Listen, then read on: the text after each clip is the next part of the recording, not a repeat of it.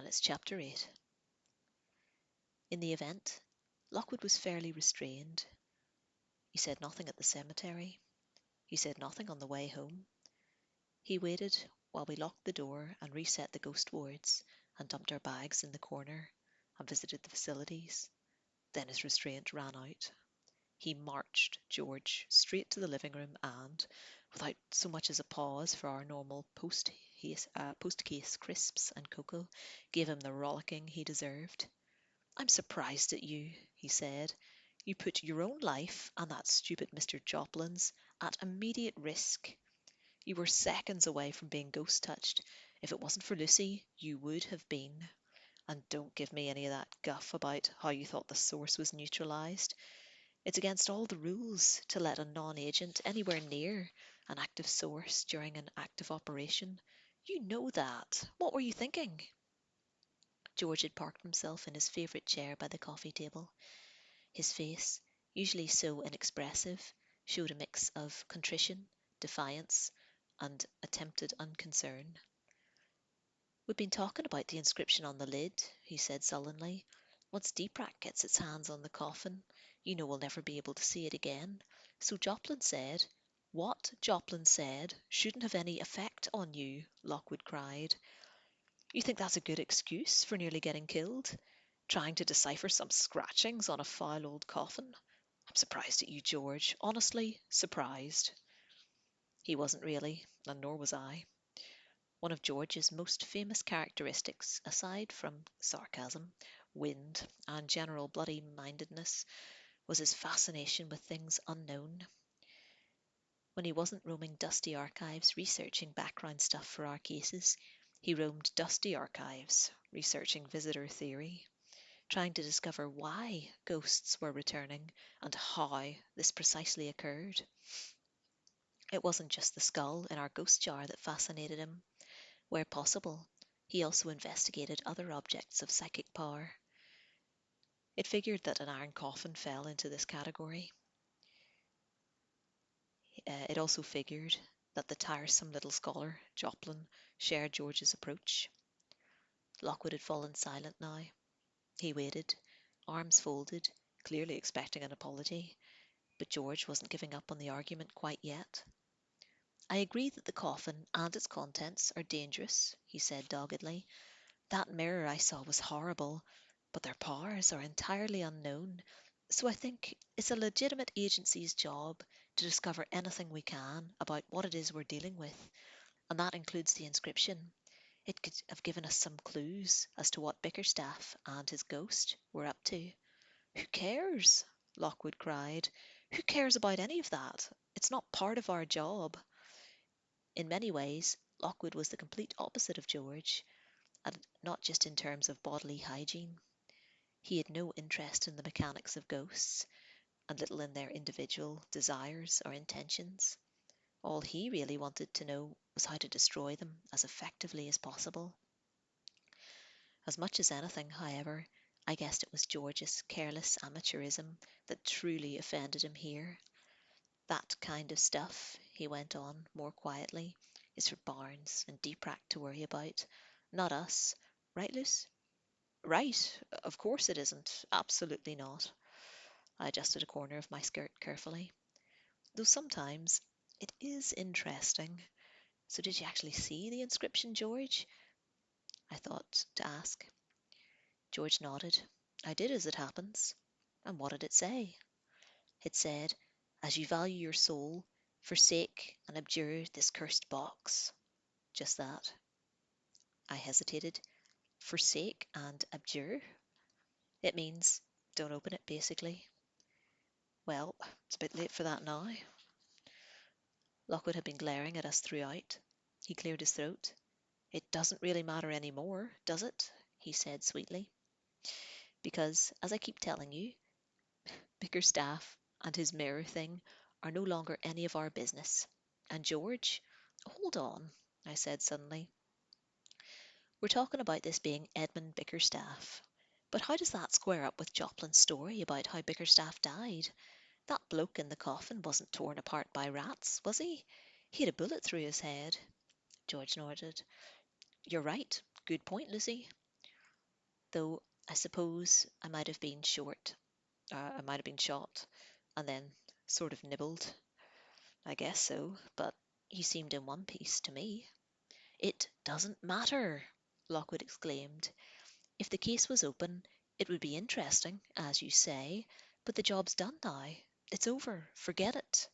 The important thing is that we did what we were paid to do, which was locate and contain the source.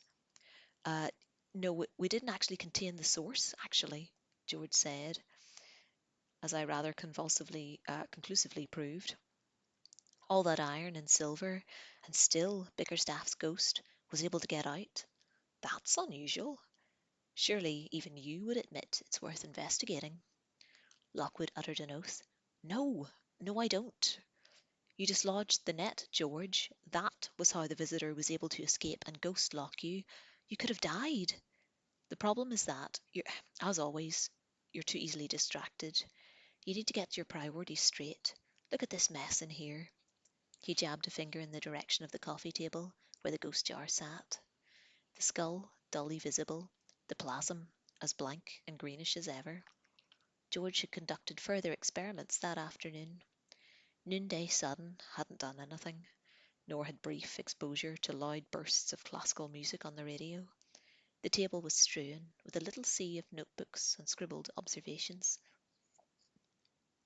This is a perfect example, Lockwood went on. You're wasting too much time on that wretched jar. Try spending a bit more on a solid case research. Help the company out a little. George's cheeks flushed. What's that supposed to mean? I mean that Wimbledon Common business the other day. The stuff in the history of the gallows, which you completely missed. Even that idiot Bobby Vernon uncovered something more useful than you. George sat very still. He opened his mouth as if to argue and then closed it again. His face lacked all expression. He took his glasses off and rubbed them on his jersey. Lockwood ran his hand through his hair. I'm being unfair. I shouldn't have said that. I'm sorry. No, no, George said stiffly. I'll try to do better for you in future. Fine.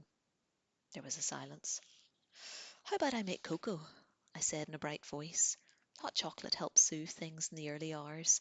The night was growing old and would soon be dawn. I'll make it, George said. He stood abruptly. See if I can do that right. 2 sugars loose? Lockwood, I'll make yours an extra frothy one. Lockwood frowned at the closing door. You know, that last comment makes me uneasy, he sighed. Lucy, I've been meaning to say, that was an impressive move back there, what you did with the rapier. Thanks. You aimed it perfectly, right between their heads, an inch to the left, and you'd have skewered George right between the eyes.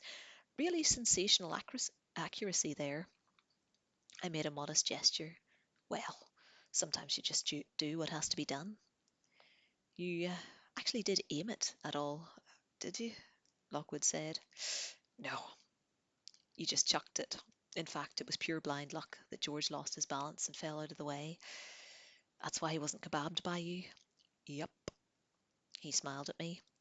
Still, that doesn't stop it being a great piece of work. You were the only one who reacted in time. As always, the full warmth of his approval made me a little flushed. I cleared my throat. Lockwood, I said, Bickerstaff's ghost. What kind was it? I've never seen anything like that before. Did you see how high it rose up? What visitor is that? I don't know, Luce. Hopefully all the rest of the iron we piled on it will keep it quiet till dawn. Then, I'm glad to say, it becomes Deeprak's problem. He sighed, rose from his chair. I better go help George. I know I've offended him. I'm also slightly worried about what he's going to do to my cocoa. After he was gone, I lay back on the sofa, staring at the ceiling. Whether it was the weariness or the events of last night, the room didn't seem quite still. Images spun before my vision. George and Joplin frozen by the coffin, the blackened, grinning face of Bickerstaff's corpse, the terrible ghost in its long, grey shroud, rising towards the stars. The figures moved slowly around, right in front of me, as if I was watching the least child-friendly carousel ride of the world. Bed. I needed bed. I closed my eyes. It didn't do any good. The images were still there. Plus, it made me remember the cold, yet wheedling voice that I'd heard as I stood there in the pit, arguing me to look at it. Look at what? The ghost? The mirror? I was glad I didn't know. Feeling rough? Someone said softly. Yeah, a little. Then something like a lift shaft opened in my belly, and I felt myself drop through it. I opened my eyes. The door was still closed. 2 rooms away, I could hear Lockwood and George talking in the kitchen. There was a greenish light revolving on the ceiling. Because you sure as hell look it. It was the lowest, throatiest of whispers, alien but familiar. I hadn't heard it before. I'd heard it before. I raised my head slowly and looked at the coffee table, which now shone in an emerald ghost light. The substance in the jar was pulsing outwards from the centre, like boiling water on the hob. There was a face within it, a leering face superimposed upon the plasm. The tip of its bulb-like nose pressed hard against the silver glass. Wicked eyes glittered. The lipless mouth champed and grinned. You, I said. My throat was dry. I could barely speak. Not the greatest welcome I've ever had, the voice said. But accurate. Yes, I can't deny it. Me? I struggled to my feet, breathing too hard, fierce exultation surging through me. So I'd been right. It was a Type 3, fully conscious, able to communicate. But Lockwood and George weren't here. I had to show them. I had to prove it somehow. I started towards the door. Ah, don't bring them into it. The whispering voice sounded pained. Let's keep it intimate. You and me. That made me pause. 7 months had passed since the skull had last spoken to me. I could well believe that it would clam up the moment I opened the door. I swallowed, tried to ignore my heart hammering in my chest. All right, I said hoarsely, facing directly towards it for the first time. If that's how you want it, let's have some answers. What are you then? Why are you talking to me? What am I? The face split open, the plasm parted, and I had a clear glimpse of the stained brown skull at the bottom of the jar. This is what I am, the voice hissed. Look on me well. This fate awaits you too. Oh, very sinister, I sneered. You were just the same last time. What did you say then? Death is coming? Well, so much for your predictions. I'm still alive, and you're still just a dribble of luminous slime trapped in a jar. Big deal. At once the plasm drew together like 2 lift doors closing, and the face reformed. Its reproving look was slightly undetermined, undermined by the fact that its rejoining halves didn't quite match, giving it a grotesquely lopsided appearance. I'm disappointed, it whispered, that you didn't heed my warning. Death's in life, and life's in death. That's what I said. Problem is, you're stupid, Lucy. You're blind to the evidence around you. Far off in the kitchen, I could hear the clink of cutlery. I moistened my lips. That claptrap means nothing to me. The voice gave a groan. What? Do you want me to draw you a picture? Use your eyes and ears. Use your intelligence, girl. No one else can do it. You're on your own. I shook my head, as much to clear my brain as anything. Here I was, hands on hips, arguing with a face in a jar. Wrong, I said. I'm not alone. I have my friends. What? Fat George? Deceitful Lockwood? The face crinkled in merriment. Oh, yeah, brilliant. What a team. Deceitful? Up until then, there'd been something almost hypnotic about the voice. I'd found it impossible to disregard. All at once, the gloating quality of the whisper repulsed me. I backed away across the room. Don't look so shocked, the voice said. Secretive, deceitful. You know it's true. I laughed at the ludicrousness of it. I know no such thing. Go on, then, came the whisper. There's a door. It's got hinges. Use them. Too right I would. Suddenly I needed company. I needed the others. I didn't want to be alone with the gleeful voice. I crossed the room. My fingers reached for the handle. Speaking of doors, I saw you once on the upstairs landing, standing outside the forbidden room. You were dying to go through, weren't you? I halted. No.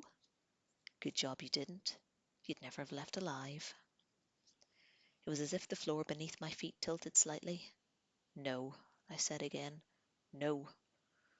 I fumbled for the handle, began to turn it. There are other things in this house to fear besides me. Lockwood! George! I wrenched open the door and found myself roaring the words right into their astonished faces. Lockwood was so surprised he spilled half his cocoa on the rug in the hall. George, who had been carrying the tray manfully, uh, juggled the crisps and sandwiches. I ushered them both inside. It's talking, I cried. The jar is. Look, listen. I gestured urgently at the glass. Needless to say, the ghost said nothing. Needless to say, the face was gone. The plasm hung there, dull, still, as interesting and active as muddy rainwater in a jam jar. In the centre of the mess, I could see the teeth of the skull grinning dimly between the metal clamps. My shoulders sagged. I took a deep breath. It was talking, I said limply. Really talking to me. If you'd been here a minute earlier. I scowled at them, as if it was their fault they'd missed out. They said nothing, just stood there. With the tip of his little finger, George nudged a sandwich back into position. Finally, Lockwood moved across and put the mugs down on the table. He took out a handkerchief and wiped a splash of cocoa from his hand. Come and have a drink, he said. I stared at the grinning skull. Rage filled me. I took a swift step forward. If Lockwood hadn't put out a hand, I believe I would have kicked that jar right across the room. It's all right, Luce, he said. We believe you. I ran a harassed hand through my hair. Good. Sit down and have some food and cocoa. Okay. I did so. We all did. After a while, I said, it was the first time, it was, it was like the first time, down in the cellar. It just started talking. We had a conversation. A real back and forth conversation, Lockwood said. A real type 3? Definitely. So, what was it like? George asked. It was irritating. I stared at the quiescent jar. He nodded slowly. Only Marissa Fitz said that communicating with type 3 ghosts was perilous, how they twisted your words and played with your emotions. She said if you weren't careful, you felt yourself falling slowly under their power until your actions were not your own. No, I said. Irritating about sums it up. So, what did it tell you? Lockwood asked. What searing insights did it give? I looked at him. He was sitting back, sipping his cocoa. As always, despite the rigours of the night, he seemed composed. He was fastidious, self-possessed, always in control. That there are other things in this house to fear besides me. Um, Nothing much, I said. Well, there must have been something. Did talk about the afterlife? George said eagerly. His eyes shone bright behind his spectacles. That's the big one. That's what everyone wants. Old Joplin told me. He goes to the scholars' conventions about it. What happens after death? Immortality. The fate of the human soul. I took a deep breath. It said you were fat. What? It talked about us, basically. It watches us. It knows our names. It said I was fat. Yeah, but fat? Fat? What kind of otherworldly communication is that? Oh, it was all like that, I cried. Just meaningless stuff. It's evil, I think. It wants to hurt us, get us fighting amongst ourselves. It also said I was blind to the things around me. I'm sorry, George. I didn't mean to insult you. I hope that, I mean, if it was interested in my weight, I'd buy a mirror. Or if I was interested in my weight, I'd buy a mirror, George said. It's just so disappointing. No piercing insights into the other side. Shame. He took a bite of his sandwich, slumped regretfully in his chair. What did it say about me? Lockwood asked, watching me with dark, calm eyes. Oh, stuff. Such as? I looked away, took a sudden interest in the sandwiches, and made a big show of prizing a plump one clear. I held it fastidiously in my fingers. Oh, good ham. That's fine. Lucy, Lockwood said, the last time I saw body language like yours was when we were chatting to Martine Gray about her missing husband, and afterwards we found him at the bottom of her freezer. So don't get so shifty and spit it out. He smiled easily. It's honestly not going to make me upset. It's not? Well, I mean, what can it say? He chuckled. How bad could it have been? Okay, so it told me, I mean, I don't believe it honestly, uh, and it's not something I care about, no matter what the truth may be. It implied you might have something dangerous hidden in that room, the room upstairs on the landing. I finished lamely. Lockwood lowered his mug and spoke faintly. Yes, I know the one.